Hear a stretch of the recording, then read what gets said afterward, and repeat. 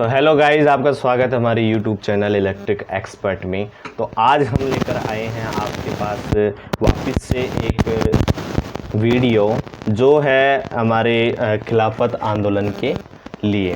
तो खिलाफत आंदोलन और असहयोग आंदोलन में दो फ़र्क होते हैं। पहला फ़र्क तो ये है कि अंदर जो हमारे गांधी जी का था वो पूर्ण से दूसरा जो था इसमें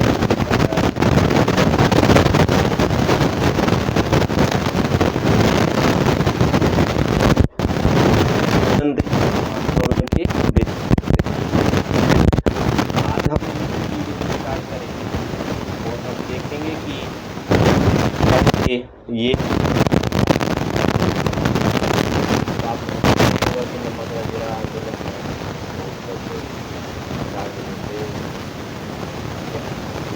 शुरू करते हैं, जिसमें सबसे पहले तो इसका जन आंदोलन है वो कहाँ से शुरू हुआ, कब तक चला, वो देखते हैं। जो जन आंदोलन का जो परिचय हम छोटा सा परिचय लेकर आते हैं उसको देखते हैं। वर्ष 1999 से लेकर 1922 तक 1999 से लेकर 1922 तक भारत में ब्रिटिश शासन का विरोध था वो चला था। हिंदी बोलते हैं और उसको ऐसे ही मतलब ये दो जन आंदोलन को आयोजित किए गए थे जो 1919 से 1922 तक चले। दोनों ही आंदोलनों में भिन्न भिन्न मुद्दे चले और इसका जो मेन मोटिव था कि अहिंसा से ये आंदोलन हो और सहयोग की एकजुट योजना बनाए, जिसमें इस अवधि में जो इसका समय था वो कांग्रेस और मुस्लिम लीग का एकीकरण भी देखा गया और इसमें दोनों पार्टियों के संयुक्त प्रयास भी देखे गए। तहत राजनीतिक प्रदर्शन भी आयोजित किए गए। तो ऐसे इसमें आंदोलनों का हिस्सा रहा है और अंग्रेजों के खिलाफ ये आंदोलन था जो 1919 से 1922 ठीक है। नेक्स्ट देखते हैं कि आंदोलन का कारण क्या था। तो इसको जो आंदोलन के जो कारण थे इसको बहुत अच्छे से समझाया गया है। कि सरकार क्रूरतापूर्ण कार्य करती है। जो हमारी ब्रिटिश सरकार थी वो क्या क्या सबसे पहले रोल एक्ट कानून लेकर आई कि जिसमें पंजाब में मार्शल लॉ लागू करना है और जलियांवाला बाग हत्याकांड जो कि अमृतसर में हुआ था ने विदेशी शासन के क्रूर और असभ्य उजागर करने का कार्य किया है। ठीक है। फिर पंजाब में रह रहे जो अत्याचारों की जांच हेतु गठित हंटर आयोग की पक्षपातपूर्ण रिपोर्ट देगा। फिर है कि जो हाउस ऑफ लॉर्ड्स थे, हाउस ऑफ लॉर्ड्स ब्रिटिश के संसद को कहते हैं। जैसे अपने यहाँ लोग संसद होती है, लोकसभा और राज्यसभा जो भारत सरकार की है, वैसे ही ब्रिटिश का एक संसद था जो कि जिसमें जलियांवाला बाग हत्याकांड को लेकर जहाँ जनरल डायर की कार्रवाई को ठहराया गया कि इनके देख में ये हुआ था। फिर इस जो ये जो कानून आए इससे भारतीय असंतुष्ट थे। उन्होंने ये द्वैध शासन को पूर्व विचार योजना के साथ मॉन्टेग्यू जेम्स को सुधार किया गया। भारतीयों को स्वास्थ्य की बढ़ती मांग को पूरा करने में सफलता। फिर उसके बाद हमें देखना है नेक्स्ट आर्थिक कठिनाइयाँ कि इसमें आर्थिक कठिनाई पहुँच गई जो मतलब कि पैसों को लेकर कैसे कठिनाई आई है। प्रथम विश्व युद्ध के बाद के वर्षों में देश की आर्थिक स्थिति विशेषकर वस्तुओं की कीमतों में वृद्धि, भारतीय उद्योगों उत्पाद में कमी, करों और किराए के बोझ में वृद्धि आदि के साथ को लेकर खतरनाक हुई। धीरे धीरे कि भाई तो ये क्या हुआ, प्रथम विश्व युद्ध हुआ उसके बाद में अंग्रेज़ों ने क्या बढ़ा दिया, कर बढ़ा दिया, हर चीज़ में कर बढ़ा और फिर जिससे कि ब्रिटिश विरोधी ज़्यादा बढ़ गए, कर बढ़ा दिया, हर चीज़ उत्पादों में कमी कर दी, किराए बढ़ा दिए गए।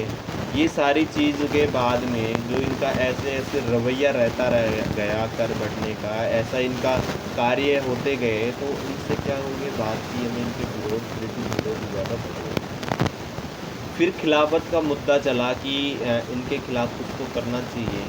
तो अंग्रेज़ों के खिलाफ सबसे पहले तुर्की का गठबंधन किया गया कि भाई तुर्की के जो लोग हैं उनके साथ क्या किया गया, इनको गठबंधन किया गया। भारत सहित विश्व भर के मुसलमान तुर्की के सुल्तान को अपना आध्यात्मिक नेता खलीफा मानते थे। जो तुर्की के जो मुसलमानों के नेता थे सुल्तान को, वो क्या मानते थे, अपना नेता मानते थे। तो प्रथम विश्व युद्ध के बाद जो तुर्की के जो अंग्रेज़ों के खिलाफ जर्मनी और ऑस्ट्रिया के साथ गठबंधन किया। वह फर्स्ट जो विश्व युद्ध हुआ तो अंग्रेज़ों के खिलाफ उन्होंने क्या किया कि जर्मनी और ऑस्ट्रेलिया के साथ मिलके क्या किया, उन्होंने गठबंधन कर लिया। तो ऐसे चलते गए और अब धीरे धीरे मुसलमानों में भी असंतुष्टता आने लगी। जो भारतीय जितने मुसलमान थे वो असंतुष्ट होने लगे कि भारतीय मुसलमानों ने प्रथम विश्व युद्ध के दौरान मतलब उनके जो विश्वास थे ब्रिटिश सरकार के साथ में, उन्होंने समर्थन किया, ब्रिटिश सरकार का समर्थन भी किया। लेकिन धीरे धीरे क्या हुआ कि उनको परेशानियां आने लगी और वो भारतीय मुसलमान भी उनके खिलाफ जाने लगे। हालांकि प्रथम विश्व युद्ध के बाद जो तुर्क के साम्राज्य था, तुर्की का जो साम्राज्य था, उनका अलग अलग विभाजन हो गया और तुर्की को अलग कर दिया, जिससे कि खलीफा को क्या कर दिया, वहाँ सत्ता से हटा दिया गया। जो मुस्लिम थे, इससे मुस्लिम क्या हो गए, वहाँ पर अंग्रेज़ों के खिलाफ तो हुए, ऊपर से नाराज़ हो गए और जो खलीफा था उसको ही अपना राजा या फिर अपना अपमान मान लिया गया। ठीक है, जिसको राजा मानते थे उसी को क्या मान लिया, अपमान माना गया। क्यों? क्योंकि उन्होंने गठबंधन किया ऑस्ट्रेलिया और जर्मनी के साथ, तो अंग्रेज़ों के साथ मिल गए तो भारतीय मुसलमानों में क्या हो गया, उसमें उनके खिलाफ थे, तो उन्होंने द्वेष की भावना पैदा हो गई। तो धीरे धीरे उनके क्या हो गए, उनके जो अली भाई थे, उनके मुस्लिम अली भाई थे, शौकत अली और मोहम्मद अली ने ब्रिटिश सरकार के खिलाफ आंदोलन शुरू कर दिया। ठीक है, जो खिलाफत आंदोलन था वो मोहम्मद अली और शौकत अली के द्वारा ब्रिटिश सरकार के लिए शुरू किया गया, जो चला 1919 से लेकर 1924। ठीक है, तो ये ध्यान रखना ज़रूरी है यहाँ पर कि जो अपना अली भाई थे, शौकत अली और मोहम्मद अली ने ब्रिटिश सरकार वर्ष 2019 से 1924 के मध्य क्या हुआ, आंदोलन शुरू किया। ठीक है, तो ये याद रहना चाहिए। फिर इस खिलाफत आंदोलन की समिति में कौन कौन थे कि भाई अकेला आदमी भी कोई आंदोलन करेगा नहीं, इसमें एक संगठन होगा या फिर बहुत सारे लोगों का क्या होगा, गुट होगा। तो इसमें कौन कौन सी समिति बनी गई, तो देखो 1919 में इसकी शुरुआत हुई थी। तो जितने भी अली बंधु थे, मौलाना अबुल कलाम आज़ाद, अजमल खान और हजरत मोहनी के नेतृत्व में अखिल भारतीय खिलाफत समिति का गठन किया गया। भाई साहब 3 ऐसे मैन आदमी थे जो इसमें गठन, पहला कौन था कि मौलाना अबुल कलाम आज़ाद थे, दूसरे अजमल खान थे और तीसरा हजरत मोहनी थे। तो ये तीनों थे जो क्या किए, भारतीय खिलाफत समिति का गठन किया ताकि वो ब्रिटिश सरकार को बता सके कि तुर्की के प्रति अपना रवैया बदलने को कैसे मजबूर किया जा सकता है। ठीक है, फिर इस प्रकार देशव्यापी आंदोलन शुरू हेतु पर आधार निर्मित किया गया। नवंबर 1919 में दिल्ली के अखिल भारतीय खिलाफत आंदोलन की जो समिति थी उसमें ब्रिटिश जितने भी सम्मानों के हैं वो बहिष्कार का आह्वान किया, मतलब जितने भी ब्रिटिश को सम्मान देते थे उनका क्या किया गया, आह्वान किया गया। नेक्स्ट देखते हैं कि भारतीय मुसलमानों की मांगे क्या थी। कि इसमें भाई उन्होंने खिलाफत आंदोलन तो किया, लेकिन आंदोलन कब करते हैं, जब उनकी मांगे होती हैं। तो उनकी मांगे क्या थी कि भारतीय मुसलमानों ने क्या किया कि उनके पवित्र स्थान थे, जितने भी मुसलमानों के पवित्र स्थान थे, उनका खलीफा का नियंत्रण बरकरार रखा जाना चाहिए। कि भाई तुम लोग, तभी हम इसलिए कर रहे हैं कि पहली शर्त तो हमारी ये है कि जो खलीफा का है वो मतलब नियंत्रण हमारा बरकरार रहना चाहिए, कि आप उसके अधीन नहीं कर सकते, अपने अधीन नहीं कर सकते। ब्रिटिश सरकार का ये को ये बोला गया। ठीक है, दूसरा था कि क्षेत्रीय व्यवस्था के बाद खलीफा को पर्याप्त क्षेत्र में दिया जाना चाहिए, कि भाई साहब जितना साम्राज्य खलीफा का था उतना उसको दे दिया जाए। ठीक है, तीसरा है कि कांग्रेस का प्रारंभिक रुख, कि इसी खिलाफत जो आंदोलन है इसी के साथ में जो कांग्रेस सरकार थी उसका ही क्या हुआ, शुरुआत हुई। कैसे तो देखो उसमें भाई साहब कांग्रेस सरकार ने बहुत योगदान दिया और बहुत ही सहयोग किया। हालांकि महात्मा गांधी खिलाफत आंदोलन के मुद्दे पर सरकार के खिलाफ सत्याग्रह आंदोलन और असहयोग शुरू करने के पक्ष में थे, लेकिन कांग्रेस इस तरह की राजनीतिक कार्रवाई का एकजुट नहीं थी। कि भाई महात्मा गांधी भी मान गए थे कि मैं भी खिलाफत आंदोलन के साथ सहयोग करूंगा और मैं भी उनके खिलाफ क्या चलाऊंगा, सत्याग्रह और असहयोग आंदोलन चलाऊंगा। लेकिन कांग्रेस इस राजनीतिक जो कार्रवाई थी उसमें एकजुट होने का वो नाम नहीं ले रही थी कि राजनीति होती है। फिर बाद में कांग्रेस ने अपना समर्थन देने की इच्छा जाहिर की, क्योंकि हिंदुओं और मुसलमानों को एकजुट करने और ऐसे जन आंदोलन में भाईचारे को शामिल करने का सुनहरा अवसर था। तो भाई राजनीति होती है, वो तो आंदोलन को नहीं छोड़ते। तो राष्ट्र में जब महात्मा गांधी को पता चला कि हम ये भी कांग्रेस भी आ रही है, तो कांग्रेस ने ये सोचा कि चलो हम इनके जो मुद्दे हैं, खिलाफत सत्याग्रह है या असहयोग आंदोलन है, वो शुरू कर दिया उनके साथ में। क्योंकि उनको कहीं ना कहीं बेनिफिट मिल रहा था कि राजनीति मतलब हम देंगे तो कहीं ना कहीं अपनी राजनीतिक पक्ष बनेगा। फिर कांग्रेस ने अपना समर्थन तो दिया, ठीक है, और इसमें एक इच्छा भी जाहिर की कि आप इसमें एकजुट होकर लड़ोगे। कैसे कि मुसलमान ही नहीं लड़ेंगे, इसमें हिंदू भी एक साथ होकर लड़ेंगे, तो वो जन आंदोलन कहला जाएंगे। तो वही है, मुस्लिम लीग ने भी राजनीतिक सवालों पर कांग्रेस को उनके आंदोलन को समर्थन देने का फैसला किया कि भाई साहब अब पता चला मुसलमानों को कि कांग्रेस अपना समर्थन दे रही है, तो मुसलमान पीछे क्यों हटेंगे। तो वो बोला कि ठीक है, पूरा देश मिल रहा था, तभी एक साथ ही शुरू करें, ठीक है। फिर उसके बाद में शुरू हुआ असहयोग खिलाफत आंदोलन कि महात्मा गांधी की जो भूमिका थी वो देखते हैं इसके अंदर भी। भाई महात्मा गांधी मेन रोल। तो गांधीवादी आंदोलन की शुरुआत हुई, तो इस आंदोलन की जब अंग्रेजों के खिलाफ शुरुआत हुई तो 1915 में महात्मा गांधी दक्षिण अफ्रीका के काशी भारत आए, ठीक है।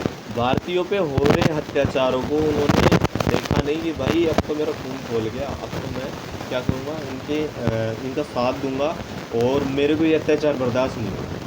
तो अत्याचार के खिलाफ खेड़ा, चंपारण और अहमदाबाद में किसानों और मजदूरों के विरुद्ध प्रदर्शन का आयोजन शुरू किया। भाई साहब आते ही उन्होंने उनके अत्याचार न हो इसलिए खेड़ा, चंपारण और अहमदाबाद में किसानों को, भाई बिहार में उन्होंने खेड़ा चंपारण चालू किया और गुजरात में अहमदाबाद में किसान और मजदूरों के विरोध का प्रदर्शन करना शुरू किया कि भाई इनके साथ होना चाहिए, इनके साथ अत्याचार। फिर हुई असहयोग आंदोलन की शुरुआत कि जब जलियांवाला बाग हत्याकांड में दमनकारी कार्यवाही और उचित न होने पर गांधीगिरी जो थी उन्होंने कहा, गांधी जी के समर्थक थे, उन्होंने कहा कि राष्ट्रीय सम्मान की पुष्टि करने और भविष्य में गलती पुनरावृत्ति को रोकने हेतु एकमात्र प्रभावी शासन राजनीति की स्थापना है, ठीक है। इसी के साथ जो उनका नतीजा निकला 1 अगस्त 1919 को महात्मा गांधी द्वारा असहयोग आंदोलन की घोषणा कर दी गई, ठीक है। इसके खिलाफत आंदोलन के समर्थन भी शुरू हो गए। भाई खिलाफत आंदोलन के जो समर्थक थे वो भी शुरू हो गए इसी आंदोलन, कौन से, असहयोग आंदोलन, ठीक है। नेक्स्ट, आंदोलन के दौरान कार्यक्रम की, भाई इन आंदोलन शुरू करने में थोड़ा बहुत कार्यक्रम भी बनता है कि क्या क्या कार्यक्रम शुरू करना है। तो पहला था अहिंसा के संदेश का प्रचार। ये अहिंसा को कैसे रोका जाए, मतलब ऐसे कोई ना लड़ाई झगड़े करके आंदोलन करना, जिसमें कोई मारपीट नहीं होनी चाहिए, ये एक महात्मा गांधी का सोच थी कि आंदोलन की घोषणा के दिन लाखों देशवासियों ने गांधी को समर्थन देने और सरकार के प्रति विरोध प्रदर्शन से हुए कोई कार्य नहीं, क्या ऐसा कोई कार्य नहीं किया अली बंधुओं के साथ मिलकर कि भाई सरकार को परेशानी हो तो सरकार के खिलाफ किया ही किया, सरकार के साथ मिलकर किया, क्योंकि जो अंग्रेज थे ब्रिटिश सरकार को नहीं करते, तो वही थे कि ब्रिटिश को उपाधि और मुश्किल बहिष्कार कि भाई साहब ब्रिटिश जितने भी अपन को पुरस्कार कर रहे हैं कि भाई ये काम बढ़िया कर रहा है, ये अपना आदमी है, इसको पुरस्कार करो, ये और भी अच्छा काम करेगा, तो उसका भी बहिष्कार करना। और जो अंग्रेज ला रहे थे अपना सामान, जैसे कपड़े हो गए, कुछ भी हो गया, तो उसका भी बहिष्कार करना है कि भाई आप बाहर से क्यों ला रहे हो, हमारे पहनोगे। तो असहयोग कार्यक्रम में ब्रिटिश उपाधियों और सम्मानों का बहिष्कार, ब्रिटिश न्यायालय विधायिकाओं तथा शैक्षणिक संस्थानों का बहिष्कार के साथ ही विदेशी वस्तुओं का बहिष्कार भी शामिल था। कि इसमें जितने भी ब्रिटिश सरकार के उपाधि थे, सम्मान थे, उनका बहिष्कार तो किया ही, उसके साथ ही उन्होंने किया कि ब्रिटिश न्यायालय विधायकों तथा शैक्षणिक जितने भी उनके विद्यालय थे, स्कूल थे, कॉलेज थे, उनके विदेशी की जितनी भी चीज़ें थी उनका बहिष्कार करना शुरू किया। लोगों को विदेशी कपड़ों और सार्वजनिक रूप से जलाए जाने लगा कि जितने भी विदेशी कपड़े थे वो सार्वजनिक रूप से जलाए जाने लगे। जैसे कि आपने थंबनेल में भी देखा होगा, जो फ्रंट पहली जो सीट थी वो भी आपने देखी होगी, जिसके कारण वर्ष 1920 और 1922 के मध्य विदेशी कपड़े के आयात में भारी गिरावट दर्ज की गई। भाई साहब, जब कोई उनके कपड़े पहनेगा ही नहीं, उनके कपड़े खरीदेगा ही नहीं, तो क्या करेगा लोग उनको वहाँ से जो आ रहे थे बंद हो जाएंगे, कम हो जाएंगे, तो इसमें बहुत नुकसान हुआ। तो ये चीज़ थी 1920 और 1922 के बीच में, जब उन्होंने बहिष्कार करना शुरू किया तो मतलब विदेशी कपड़े के आयात में भारी गिरावट आई, जिससे उनको आर्थिक बहुत परेशानियाँ होने लगी। अब देखो कि उन्होंने स्वदेशी का प्रचार करना शुरू किया कि भाई साहब अब आयात कम हो गई तो अब अपने कपड़े तो पहनेंगे लोग, तो कपड़े पहनेंगे तो अपने लोगों को अपने ही कपड़े बनाएंगे और अपने कपड़े पहनेंगे, मतलब अपनी वस्तुओं का उपयोग कैसे करें, तो उसका प्रचार करना शुरू कर दिया। तो पहले तो ये बढ़ावा देने लगे कि भाई विदेशी कपड़ों को क्या करो, बहिष्कार करो, ठीक है।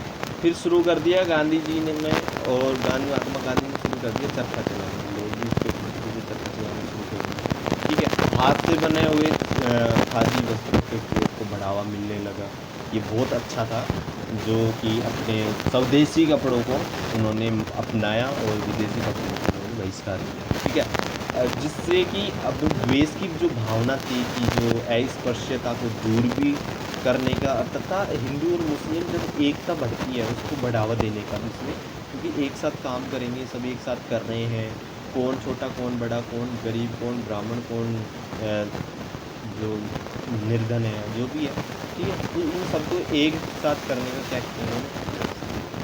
दूसरा, जो चरखा था वो हर घर में यूज़ होने लगा, कि एक घरेलू सामान बन गया, जैसे अपना चूल्हा चाकी होता है वैसे ही अपना एक चरखा था वो महत्वपूर्ण घरेलू सामान बन गया। नेक्स्ट, जैसे कि हम बात करें कि यार आंदोलन के प्रति लोगों की प्रकृतियाँ क्या थी, कि कौन कौन उसमें आए। देखो सबसे पहले तो जो अपने युवा वर्ग थे, छात्र, जिनमें सबसे ज़्यादा क्यूरियोसिटी रहती है कि मैं ये करूँगा, तो वही थे कि हज़ारों छात्रों ने सरकार द्वारा स्थापित स्कूलों और कॉलेजों को छोड़ दिया।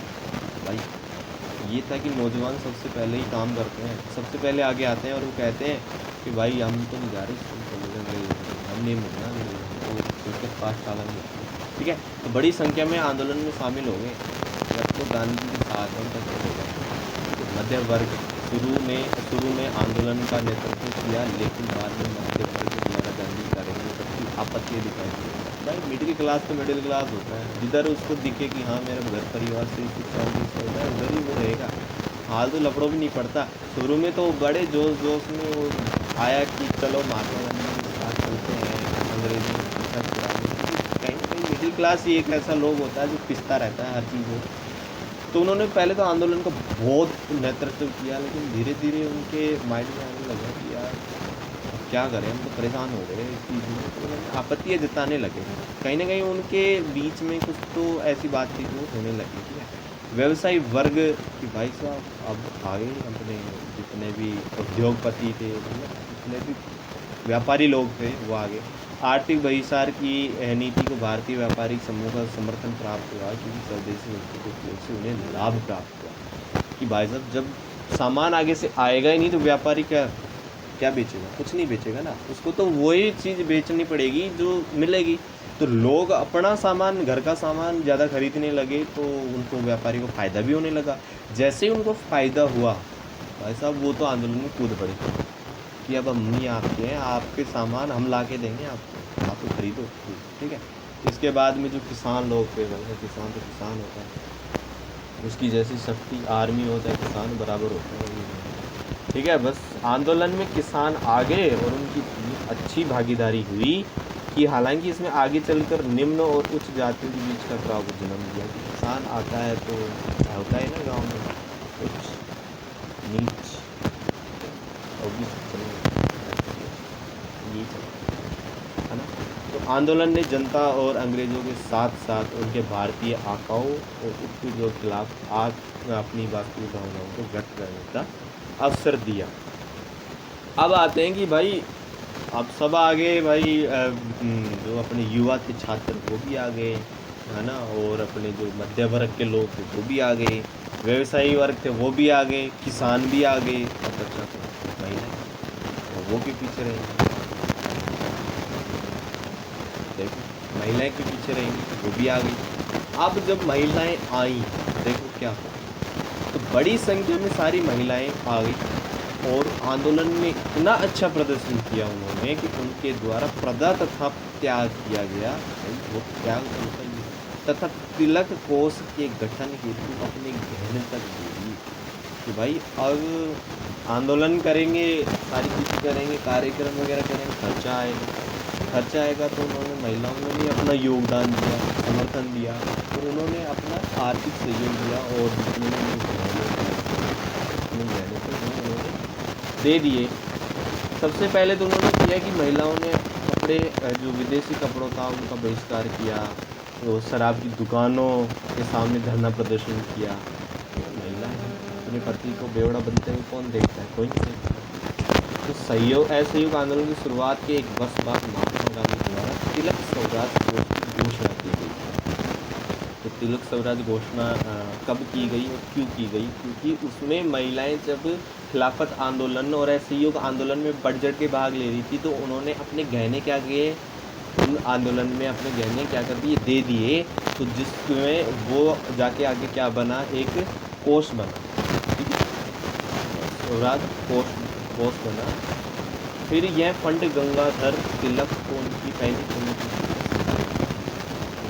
ये जितने फंड आया था श्री बाल गंगाधर तिलक के, उनकी पहली पुण्यतिथि पर 15 जिसका उद्देश्य भारतीय स्वतंत्रता संग्राम और ब्रिटिश शासन के प्रतिरोध में सहायता हेतु 1 करोड़ रुपये एकत्रित करना था। ऐसा ब्रिटिश सरकार के खिलाफ जब आपको आंदोलन करना है तो आपको क्या करना पड़ेगा, पैसा धन लगेगा। तो उनको एक एम था कि हमें 1 करोड़ रुपये इकट्ठा करना है।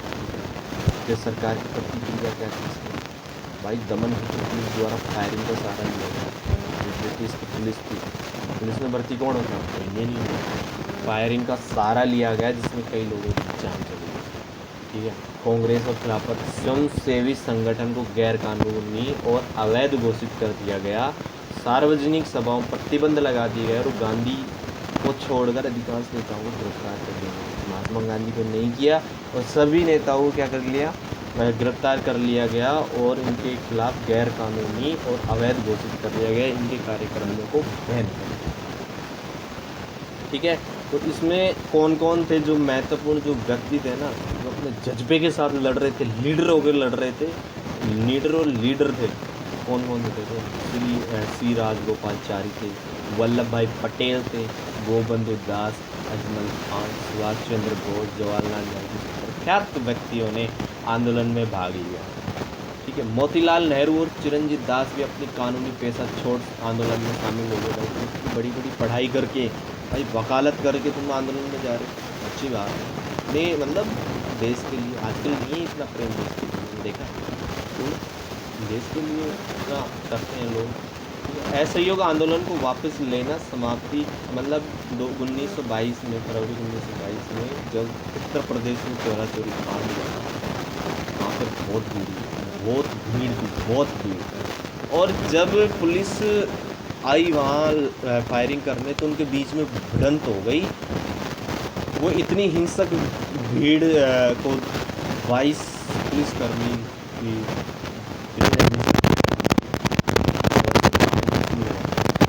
इसलिए प्रसिद्ध है कि वहाँ पर लाखों लोग आए थे। उसमें से पुलिस और भीड़ के बीच इतनी भिड़ंत हुई, हिंसक भिड़ंत हुई कि भाई साहब 22 पुलिसकर्मी ढेर है। इस खबर ने गांधी को बहुत टेंशन में आ गई। आंदोलन में तेजी से बढ़ती हिंसक प्रवृत्ति ने नाखुश होकर उन्होंने तुरंत आंदोलन को वापस करने की घोषणा दी कि भाई इतना बड़ा नुकसान हो रहा है तो मैं आगे नहीं करूँगा, 22 जनों की जाना बहुत बड़ी बात होती है। तो उन्होंने उस आंदोलन को कहीं न कहीं महात्मा गांधी जो थे एक अच्छे नेता के रूप में भी देखे जाते हैं, ठीक है? एक इसलिए उनको राष्ट्रपिता का दर्जा दिया गया। हालांकि CR दास, मोतीलाल नेहरू, सुभाष चंद्र बोस, जवाहरलाल नेहरू सहित अधिकांश राष्ट्रवादी नेताओं ने आंदोलन को वापस लेने के गांधी के फैसले पर असहमति व्यक्त करी, क्योंकि आप बोल रहे हो कि पहले तो आंदोलन करो, इतना बड़ा नुकसान किया हमने, इतना मतलब सबके साथ लड़े, अहिंसक किया, वैसे वो हिंसक हुआ तो उन्होंने अहिंसा का बोला कि हम जो भी करेंगे अहिंसा के साथ करेंगे। तो उनका एक ही मोटिव था कि भाई अब उनके साथ क्या होना चाहिए, ठीक है, जो भी बंद करो। मार्च 1922 में गांधी को गिरफ्तार कर लिया गया, तो फिर 6 साल तक उनको जेल। इसके बाद हम देखते हैं कि आंदोलन की विफलता के कारण कि इसका विफलता का कारण क्या था कि सरकार द्वारा आंदोलनकारियों से बात करने को दिलचस्पी नहीं दिखाई, जिसमें आंदोलन की गति धीमी होने लगी। अतः ऐसी स्थिति में एक लंबे समय तक आंदोलन में ऊर्जा और जोश बनाए रखना संभव नहीं था। खिलाफत के मुद्दे की प्रसन्नता की समाप्ति, आंदोलन का केंद्रीय विषय खिलाफत का प्रश्न था, जो कि स्थिति समाप्त हो गया। नवंबर 1922 में तुर्की के लोग मुस्तफ़ा कमाल पाशा थे, और जो जितने भी तुर्की के लोग थे उनकी कानून प्रणाली यूरोप के लोगों को, तो ऐसे महिलाएं थी उनको व्यापक अधिकार दिए गए, शिक्षा राष्ट्रीयकरण अधिकार दिए गए, आधुनिक कृषि और उद्योगों का विकास हुआ। वर्ष 1924 में ये जो आंदोलन था वो समाप्त हो गया। ठीक है, अब इसके सक्रिय की प्रतिक्रिया का प्रभाव क्या था कि कोलकाता, बॉम्बे, मद्रास जगह पे जो कुलीन राजनेताओं के केंद्र थे, गांधी द्वारा आन किए जाने पर वो प्रति सक्रियता दिखाई गई। ठीक है, लोग अपनी सरकारी जो जितनी भी सेवाएं थी उनके त्यागपत्र दे गए, पादियों को वापस दे गए, गंभीरता से ले लिया गया, अहिंसा का प्रयोग किया गया, हिंसा का प्रयोग किया गया। लोगों ने अहिंसा की विधि को न तो सीखा था और न ही पूरी तरह समझ पाए थे। चोरा चोरी की घटना को आंदोलन की भावना को प्रभावित किया, और कारण ऐसे आंदोलन को वापस लिया गया कि भाई अहिंसा का पाठ पढ़ाने वाले आंदोलन कर रहे हैं और वही ना तो इस चीज़ को समझ पाए कि अहिंसा क्या होती है क्या नहीं, उन्होंने हिंसक चलती गई, लड़ाइयाँ होती है और नुकसान होता है। ठीक है, और इसमें प्रभाव ये हुआ कि ऐसे आंदोलन पूरे देश में हर लोगों में, गरीब, अमीर, छात्र, शहरी, गरीबी, व्यापारी सभी शामिल थे। ठीक है, नेता, राजनेता सब, ठीक है, और संस्थाएं भी शामिल थी। गुजरात की विद्यापीठ की स्थापना हुई, फिर उसके बाद काशी विद्यापीठ की स्थापना हुई। जब आप अंग्रेजों के चलाए गए स्कूल कॉलेज बंद हो गए तो उन्होंने फिर स्वदेशी स्कूल कॉलेज, तो जितने भी अपने बड़े बड़े अभी भी हैं वो उसमें स्वराज खादी के उपयोग सम्मान किया गया, और उसके बाद हिंदू और मुस्लिम जो थे वो उनका एक खिलाफ होने लगे। धीरे धीरे उनमें द्वेष की भावना आने लगी, और विदेशों का बहिष्कार करते चलते 1921 और 1922 के मध्य का आयात आधा हो गया। धीरे धीरे ये बंद हो गया और वित्त पोषण से उनको विकास हो गया। थैंक यू आज हमारी इस वीडियो में बनने के लिए आपका बहुत बहुत धन्यवाद। आप देख रहे हैं इलेक्ट्रिक एक्सपर्ट एजुकेशन पॉइंट, ये है इंजीनियर चॉइस। आप सभी इस चैनल को सब्सक्राइब कीजिए, लाइक कीजिए और शेयर कीजिए। अच्छा लगा हो तो लाइक कीजिए और कमेंट कीजिए कैसा लगा, आगे वीडियो बनानी चाहिए।